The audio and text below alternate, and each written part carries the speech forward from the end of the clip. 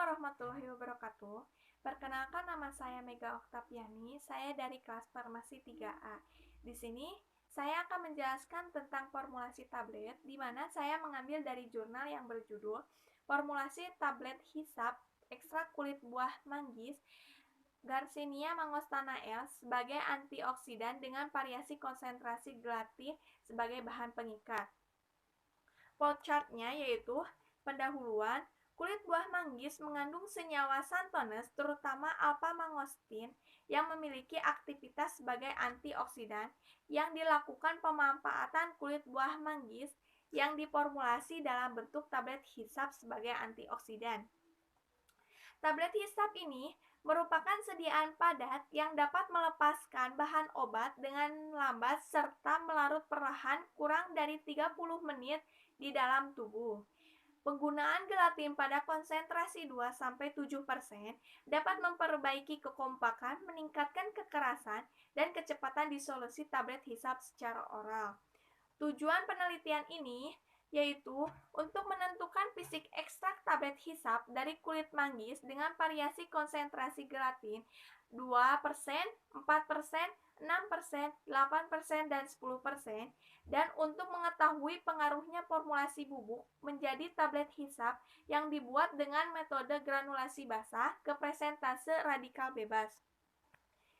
Metode yang digunakan pada penelitian ini yaitu dengan metode granulasi basah, di mana granulasi basah merupakan memproses campuran partikel zat aktif dan eksipien menjadi partikel yang lebih besar dengan menambah cairan pengikat dalam jumlah yang tepat sehingga terjadi massa lembab yang dapat digranulasi.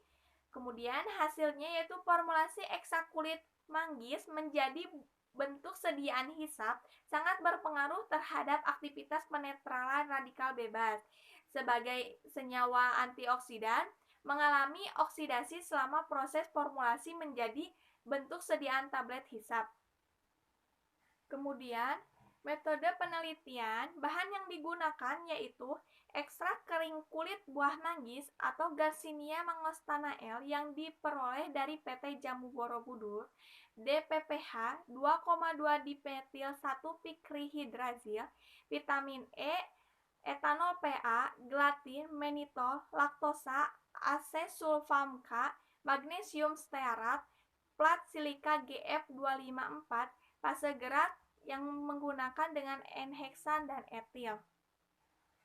Alat yang digunakan pada penelitian yaitu open, timbangan analit, bejana kromatografi, pipa kapiler, chamber, lampu UV 254 nm, UV 365 nm, mortir, stamper, stopwatch, alat uji sudut diam, alat uji waktu alit, hardness tester, fibrillati tester, mesin cetak tablet single punch, spektrofotometer UV. Dan kemudian ada beberapa uji, yaitu ada uji aktivitas antioksidan dengan melakukan metode KLT, di mana ekstrak kering kulit buah manggis dilarutkan dengan etanol 90%, dilusi dengan fase gerak N-heksan dan etil asetat dengan perbandingan 9:1. Plat KLT dikeringkan lalu disemprot dengan larutan DPPH 0,1 nm. Komponen ekstrak yang bersifat antiradikal bebas akan menghasilkan bercak kuning pucat dengan latar belakang ujung setelah 30 menit. Kemudian adanya dilakukan perhitungan dosis di mana mengacu pada suplemen yang mengandung tocopherol 250 IU dalam satu kapsul yang dikonsumsi 1 kali per hari dengan indikasi sebagai antioksidan. 1 IU secara biologis setara dengan 0,667 mg, maka 250 IU sama dengan 166,75 mg, di mana dari hasil uji metode DPPH didapatkan nilai IC50 tocopherol sebesar 1,29 mg, maka dosis obat X sama dengan menjadi 129,26 kali dari nilai IC50. Dari perhitungan didapatkan nilai IC50 ekstra kulit buah manggis adalah 7,584 mg. Maka 1,29 dibagi 7,584 jadi 5,88. Kemudian dilakukan uji evaluasi sifat granul, di mana granul sebanyak kurang lebih dari 500 mg dimasukkan pada alat moisture balance. Kadar air granul dihitung dengan cara menghitung bobot mula-mula granul dikurangi dengan bobot konstan dibagi bobot mula-mula dikali 100%. Kemudian ada uji waktu granul, di mana sebanyak 100 gram granul dimasukkan dalam corong yang sebelumnya disumbat di bagian bawahnya. Setelah itu, sumbatan dibuka dan dicatat waktu yang diperlukan untuk semua granul melewati corong. Kemudian ada uji sudut diam granul, di mana 100 gram granul dimasukkan dalam corong yang sebelumnya di bawah disumbat. Setelah itu sumbatan dibuka sehingga terbentuk tumpukan. Setelah terbentuknya tumpukan granul yang berbentuk kerucut, tinggi dan diameter granul diukur untuk mengetahui sudut diam granul. Kemudian uji pengetapan granul, di mana dilakukan dengan gelas ukur 100 ml diisi dengan sejumlah granul. Volume dicatat sebagai volume awal. Gelas ukur dipasang pada volumeter dan dihentikan hingga volume konstan. Persentasenya tapping dihitung dengan volume awal dikurangi dengan volume konstan dibagi dengan volume awal dan dikalikan 100%. Kemudian ada uji sifat fisik tablet hisap, di mana ada uji keseragaman bobot, ditimbang 20 tablet secara acak, kemudian dihitung bobot rata-ratanya, dan di penyimpangan tablet terhadap bobot rata-rata yang diperoleh. Kemudian ada uji seragaman ukuran, di mana diukur diameter dan ketebalan 20 tablet secara acak dengan alat mikrometer. Tablet yang baik memiliki diameter yang tidak lebih dari 3 kali dan tidak kurang dari 1/3 tebal tablet.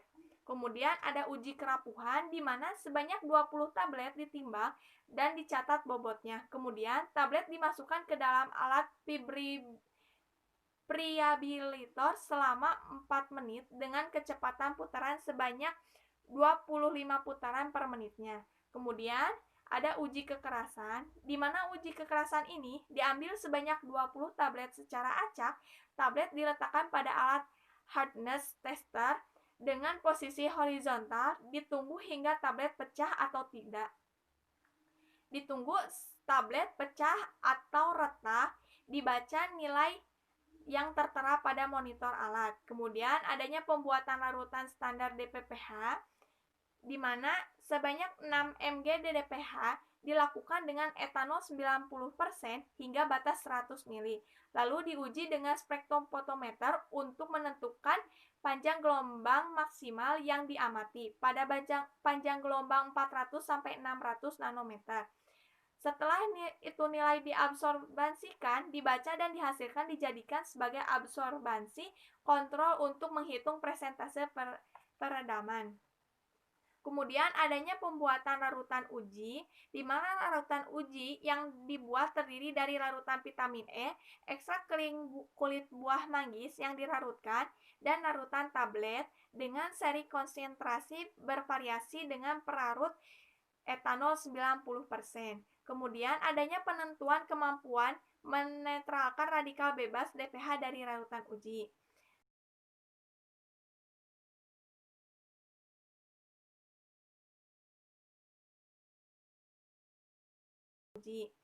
Nah, selanjutnya ada hasil dari penelitian ini.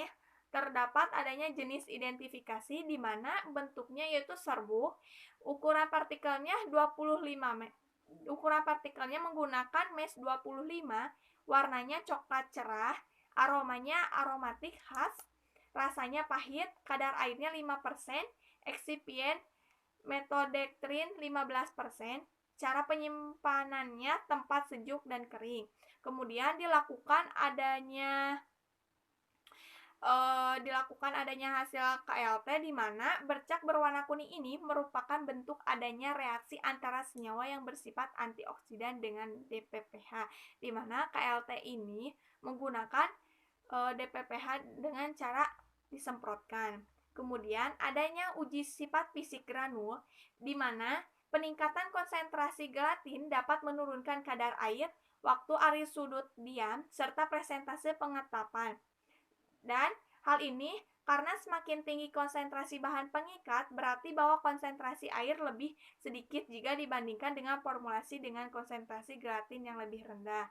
Kemudian, adanya peningkatan konsentrasi gelatin dapat menyebabkan terbentuknya daya ikat antar granul yang semakin kuat sehingga gaya kohesinya meningkat dan gaya adhesinya semakin kecil, maka mobilitas granul semakin cepat, gaya gesek antar granul rendah sehingga menghasilkan waktu alir granul yang semakin cepat, serta granul mengalir dengan baik dan bebas.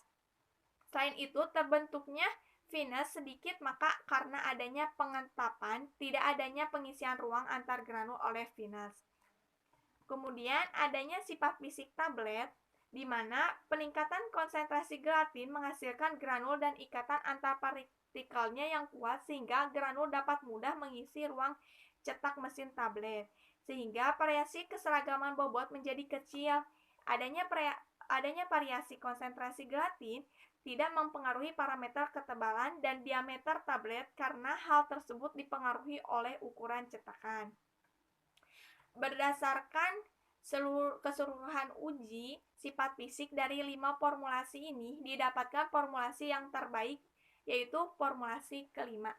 Selanjutnya, dilakukan uji evaluasi untuk melihat pengaruh formulasi terdapat kemampuan menangkal radikal bebas dari ekstrak kulit buah manggis pada konsentrasi larutan 10 ppm hanya terbaca sebesar 2,928 ppm, maka terjadi penurunan kemampuan penetralan radikal bebas sebesar 70,72%.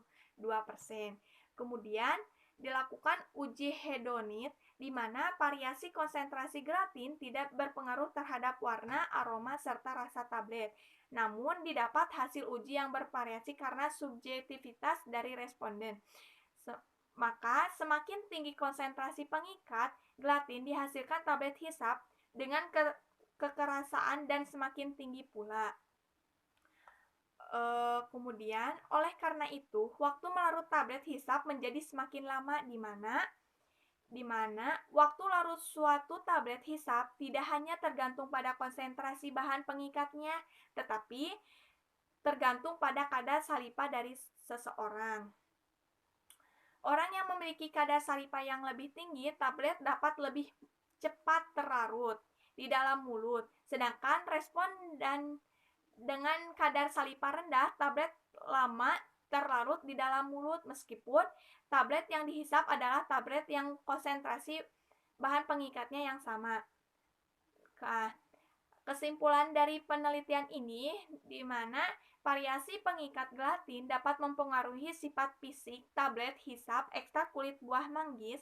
Semakin tinggi konsentrasi gelatin akan meningkatkan kekerasan tablet sebesar 1,6 kg, memperlambat waktu larut 6,57 menit, serta menurunkan kerapuhan tablet sebesar 0,34%. Persentase peradaman radikal bebas ekstrak kulit buah manggis terdapat DPPH mengalami penurunan sebesar 70,72% setelah diformulasi menjadi bentuk sediaan tablet hisap. Kemudian, formulasi yang bagus dengan konsentrasi 10% pada formula kelima. Cukup sekian dari saya. Wassalamualaikum warahmatullahi wabarakatuh.